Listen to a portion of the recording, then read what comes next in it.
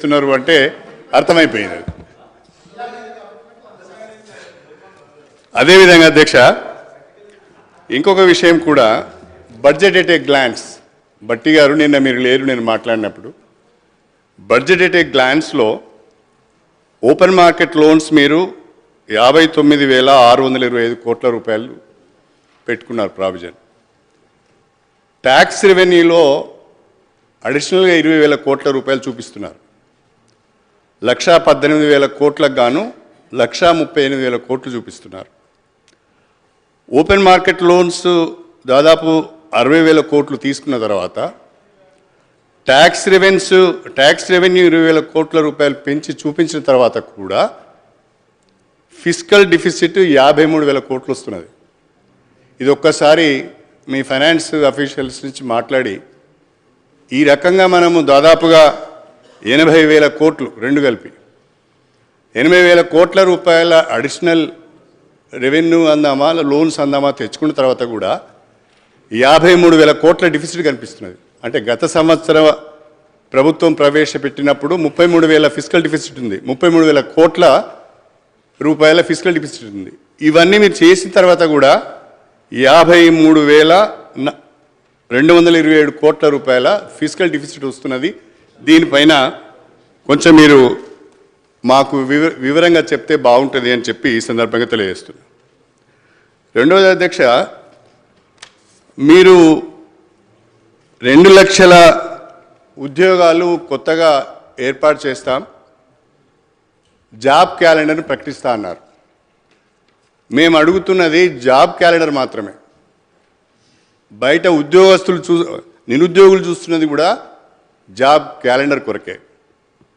2 లక్షల ఉద్యోగాలను ఒక సంవత్సరంలో ఏ రకంగా భర్తీ చేయబోతున్నారు, ఎప్పుడు నోటిఫికేషన్స్ ఇవ్వబోతున్నారు, బ్రేకప్ ఏ రకంగా ఉంటున్నది అని బయట ఎదురు చూస్తున్నారు. కానీ చాలా కన్వీనియంట్గా మా ముఖ్యమంత్రి రేవంత్ రెడ్డి గారు, అదేవిధంగా బట్టి విక్రమార్క గారు గత ప్రభుత్వము నోటిఫికేషన్లు ఇచ్చి ఎగ్జామినేషన్స్ కండక్ట్ చేసి రిజల్ట్స్ ఇచ్చి ఎలక్షన్ కోడ్ వల్ల నియామక పత్రాలు ఇవ్వక ఆగిపోవడం వలన గవర్నమెంట్లోకి మీరు వచ్చిన తర్వాత ఇవన్నీ కూడా నోటిఫికేషన్లు మేమే ఇచ్చాం, పరీక్షలు మేమే నిర్వహించాం, ఇవన్నీ కూడా మేమే చేసామని మీరు మీ క్రెడిట్ బాక్స్లో వేసుకోవడం సరిగా లేదు. ఇవన్నీ కూడా ఒక్క నోటిఫికేషన్ ఇంతవరకు ఇవ్వలేదు. ఇవ్వకుండానే ఈ ఉద్యోగాలని కాంగ్రెస్ పార్టీ ఇచ్చినట్టుగా మీ అకౌంట్లో వేసుకుంటున్నారు. ఎవరు అధ్యక్ష సార్, మేము ఎక్కడ కూడా ప్రతి నియామక కార్యక్రమం నేను హైదరాబాద్ ఇన్ఛార్జ్ మంత్రికి పాల్గొన్న అధ్యక్ష. ఎక్కడ ముఖ్యమంత్రి గారు కానీ ప్రభుత్వం కానీ మేము నోటిఫికేషన్ అని చెప్పలేదు. మీ నిర్లక్ష్యం కారణంగా ఏప్రిల్ 22 వేసారు నిన్న పోలీస్ కార్మికులు. వాటి వల్ల ఆగిపోయిన వాటిని మేము వెంటనే ప్రభుత్వంలో వచ్చిన 2 నెలల్లో న్యాయపరమైన చిక్కులు పరిశీలించి దానికి సంబంధించినటువంటి ఆగిపోయిన సమస్యను పరిష్కరించి ఇస్తా.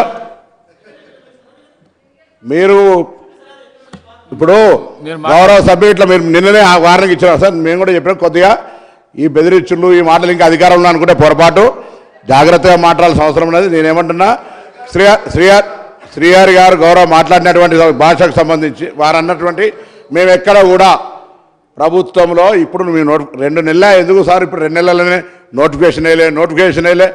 Telangana state public service commission వేసినాము. Telangana state public service commission నియమించింది ప్రభుత్వము. నోటిఫికేషన్ల ప్రక్రియ కొనసాగుతుంది. నోటిఫికేషన్ల ఉద్యోగం వేస్తూ ఓపిక పట్టండి. మీ ఉద్యోగాలు వేయని ఉద్యోగాలు వేరేటోళ్ళకి రావాలనుకుంటే ఎట్లా అధ్యక్ష? తప్పకుండా ఉద్యోగాలు ఇస్తాం. మీ ఉద్యోగాలు వేయడానికి వేరేటోళ్ళకు ఉద్యోగాలు రావాలనుకుంటే ఎట్లా అనేటువంటి మాటలు ఈ సందర్భంగా జ్ఞాపకం చేస్తాం. గౌరవ మంత్రివర్యులు ప్రభాకర్ గారు ఒక మాట అయితే చాలా స్పష్టంగా ఒప్పుకున్నారు.